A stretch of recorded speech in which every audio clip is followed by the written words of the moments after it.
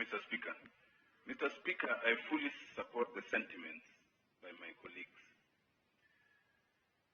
While the PWPES may so far be a policy or a proposed policy document, it is obvious that on its face it's expressly unconstitutional. It is also obvious on its case that it is presumptuous and in total assumption of the role of this House.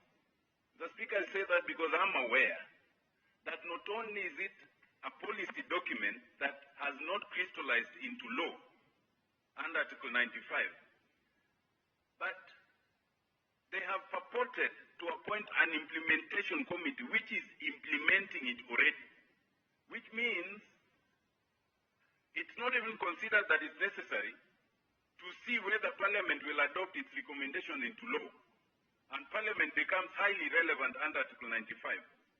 Mr. Speaker, it is true that the point of determining unconstitutionality may not have arisen. It could either be determined by a court if it comes into law, or by the Speaker if it comes to the floor of the House.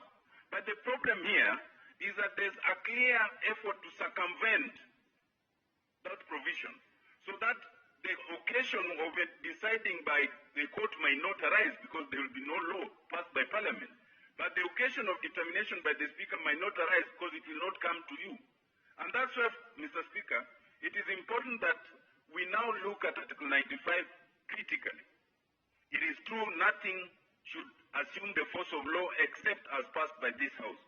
But additionally, this House is also required under that article to deliberate and resolve issues of interest to Kenyans. This has become an issue of interest to Kenyans.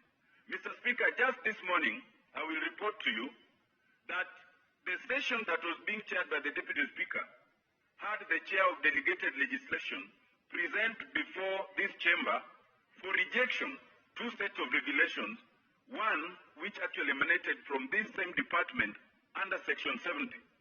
I see that trend continuing in this report. It is a trend that must be rejected, and not just rejected, Mr. Speaker, by you saying that we think they should consult.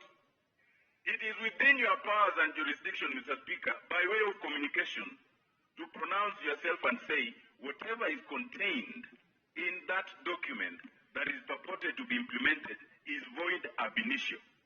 And if anyone wants to remedy it, they know how to restart it. Thank you, Mr. Speaker.